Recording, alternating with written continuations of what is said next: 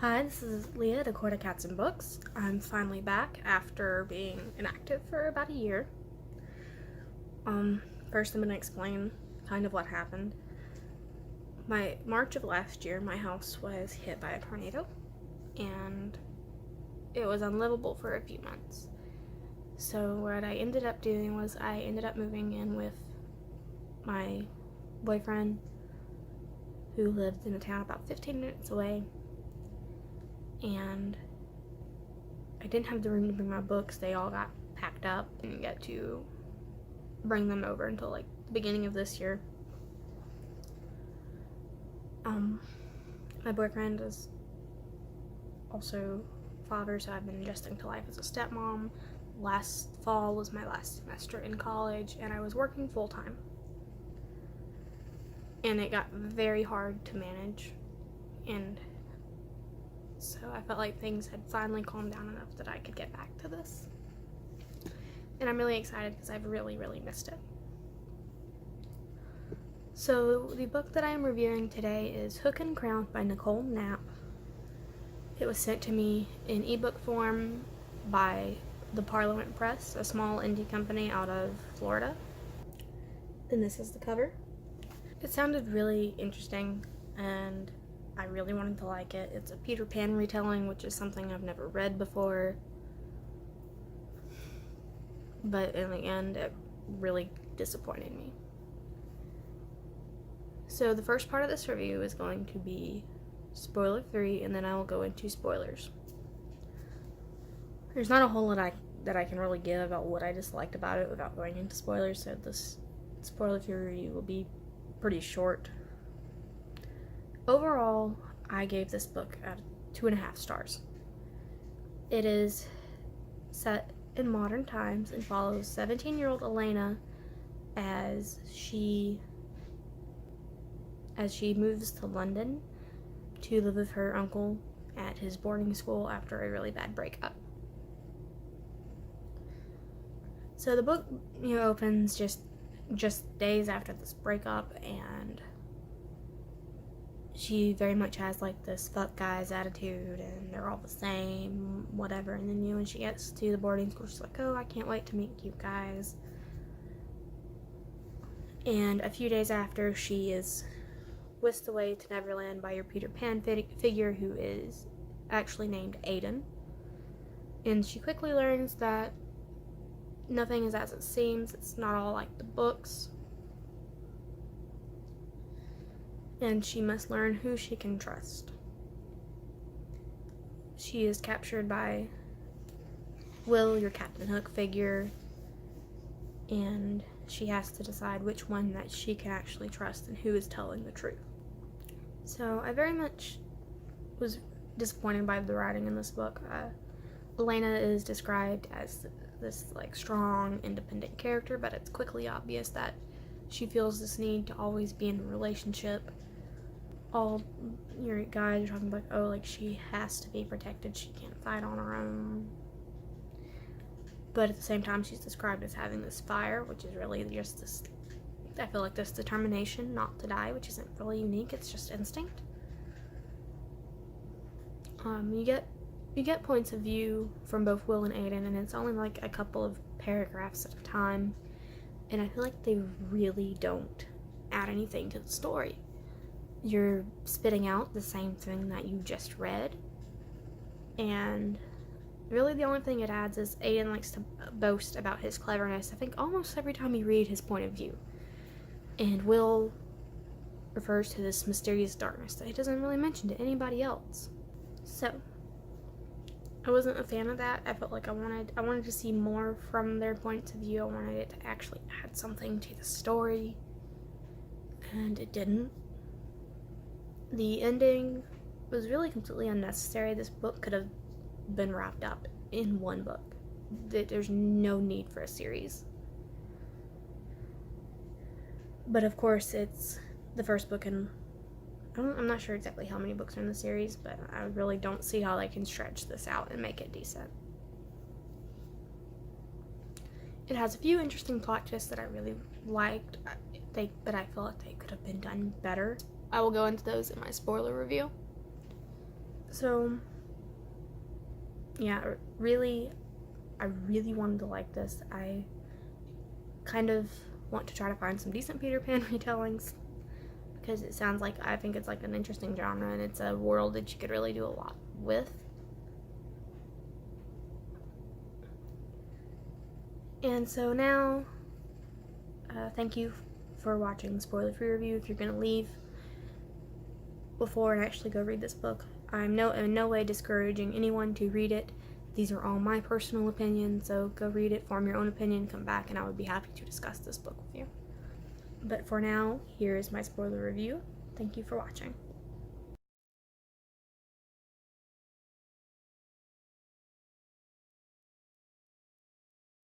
Okay, so going into spoilers, because I'm going into a lot of detail about the book. You know, as I said, it opens with her moving to the boarding school, and as she's settling into her dorm, her uncle tells her that opening the windows is forbidden, and what's the first thing that she does is she opens the window. And mind you, it's the middle of winter in London. And then she proceeds to take off her shirt because she's going to take a shower, and of course she leaves the window open while she's showering. And she thinks she hears this click, and then she gets out there and she's like, well, the last thing I want to do is fight somebody soaking wet and naked. And of course nobody's there. It really reads like this awful horror movie scene. And she just thinks she's paranoid. She writes it off. She goes to bed with the lamp on and the heater off, but then she wakes up and the next morning and the light is off, and so is the heater. And then you get a snippet of Aiden's point of view where he talks about how he went into her room and went through her things, put it all back before she came out, and then she came back and watched her while she was sleeping and turned off the heater and turned off the lamplight, and says that he enjoys playing these sort of tricks on her. So Aiden is really kind of creepy, and you kind of know immediately something's off with him. A couple days later, he comes to her and asks her to go to Neverland with him and be his queen. And at first she sees like a few red flags and like, no, this is kind of weird, and then all of a sudden all that is gone and she's running away with him. There's a few points like this throughout the book where she's like, I'm not sure if I want to stay, and then all of a sudden she's like, yes, I will stay with you, yes, I'll be your queen. And there's points where it kind of like refers to Aiden like possibly having some sort of compulsion powers, but it's not really gone into and it's not really well written, so it really just seems like she's stupid. Really all you hear like in Aiden's point of view is he boasts about his cleverness, and he's really not that clever. He just goes and tells a couple lies, and Elena of course believes this person. That by that point she really has no reason to believe anything he says. When you first meet Will, your Captain Hook figure, he is attacking the cave in which she and Aiden are in, and of course Aiden abandons her and is like, stay here, and she finds that she can't move even though the cave is crumbling down around her. And then all of a sudden like she breaks free of it, and that's not really explained, it's just kind of left. And of course she gets hurt on her way out and almost drowns, and Hook saves her and brings her aboard the ship. Will explains the truth that Aiden is actually a serial killer who brings girls to Neverland and kills them for their youth. And I thought that was a really interesting twist. It could have been done really well. But you don't really get much explanation of his powers other than, oh, the fairies fucked up and gave him too much magic. And then they told him how to do this mysterious ritual that isn't necessarily explained. Of course, there's your end where he's about to kill her and plunge the dagger into her heart. There's no like explanation of chanting, of magic, of nothing. Also a couple points where Will is dishonest. Elena, is aboard the ship, and they have sex pretty quickly, like before she even learns his name. It opens back up, and it's like, oh, by the way, his name is Will, and this is how things are. And And she mentions that she keeps asking about the details of Aiden and Will's relationship. And he's like, oh, the details don't matter. Well, of course, Aiden shows up one night while Will is asleep and Elena is walking along the ship and explains that he and Will are brothers, and then he says that Will is the one to kill Wendy.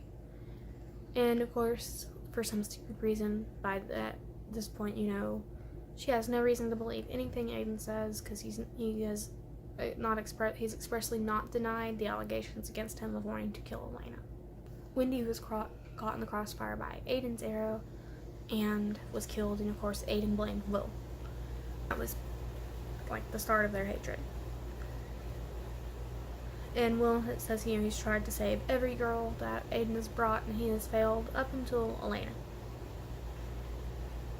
who at this point, they've only known each other for a few days, they're already in love. And I felt there was really no point in Will being dishonest about this information. It kind of made me not like him, and he's really the only character that I even half like, and I think that's really just because he's described as black hair, blue eyes. I'm a sucker for guys like that, Will Herondale, Reasoned from A Court of Thorns and Roses, Alec Lightwood. So I felt there's really no purpose in that. Of course, Aiden shows up, he destroys the ship, takes Elena. Will is gravely injured, but he's saved by the mermaids and brought to the Skull Island where the ritual takes place. And as I said, there's no detail about this ritual really. He's about to, Elena's pretty banged up at this point, she can't really fight back, and he's about to plunge the dagger into her heart when Will, miraculously shows up, and they fight. But when it looks like Will may not win, Elena kind of regains enough sense to jump onto Aiden's back and pull him off. And in that scuffle, she finds the dagger that Will dropped and plunges it into Aiden's side. And she believes that she's killed him, and they leave the cave, where they run into the fairies, who explain that they were under Aiden's control the entire time and want to help them. So they heal them of their injuries, they rebuild the Jolly Roger, and then Elena asks if the fairies have the ability to take her home. And she kind of asks it so out of the blue and so quickly that it ends up hurting Will's feelings, and they really fight about this for the next few days. Will wants her to stay, Elena wants to kind of go home and wants to bring Will with her. But he tells her that the world is no place for a one-handed pirate. And then at one point when she's begging him, he's really just kind of icy about it, very much a dick, and of course she leaves him. And as soon as she's gotten back to the dorm, she finds out that no time has really passed. Even though she has been in Neverland for weeks, it appears to only have been a couple of days. And this shy boy that you meet at the very beginning at the boarding school, he's the only other kid that's not gone home on Christmas break, asks her out on a date, and she says yes, and she finds that she enjoys it, and she tells him that she's enjoyed her date and she wants to take things slow. But it's she's oh, I'm moving on from Will, and it's very much obvious that she feels the need to be in a relationship at all times. And then of course, she gets back into the dorm room, and there's Will waiting for her. And throughout this, you finally get snippets of Tatiana helping Will deal with this darkness by pulling it out of his heart one tendril at a time and throwing it into the fire. And so he shows up begging for forgiveness and finally explains that when he and Aiden came to Neverland, part of the price for aging slowly and being able to stay was giving up a part of their soul, which allowed this demonic darkness of sorts to creep in. But darkness itself really is still not well explained. And what happened on their fight on the ship, he had lost control of that darkness and it had taken over him, and that was why he was so mean. I felt that that was really unnecessary. But it's like, you know, I'm here now. I am cured of the darkness, and supposedly I think Tatiana's given him what he needs to be able to survive in the real world. It's not really told what that is. And so they have their happy reunion, and then it shows a snippet of Tatiana and Aiden, who apparently is not actually dead, and that's how it closes. Setting up for the second book. And I felt like that ending was completely unnecessary. You could have just killed Aiden, let them have their, maybe, you know, let them have their argument, and him even finally show back up, realizing he made his mistake and wants to stay in the real world with Elena. But it's very obviously setting up for this love triangle between this other boy, whose name was Cash, and Will, and I think there's no point in it. You already know that she's going to, in the end, choose Will, and poor Cash is just going to get his heart broken and be thrown to the side. Like, I don't think there's going to be any real purpose for his character. And so I was really disappointed by that, too. And that is why I really only gave this book about 2.5 stars. I think its average on Goodreads is 3 or 3.5. But if I had a physical copy of this book, I probably would have thrown it across the room. And it made me really sad to be so disappointed, because I'm not a hard person to please when it comes to books. I really don't think I've read anything that bad that I have disliked that much. So that is my review. Thank you for watching, and I will be back with more reviews soon. Bye!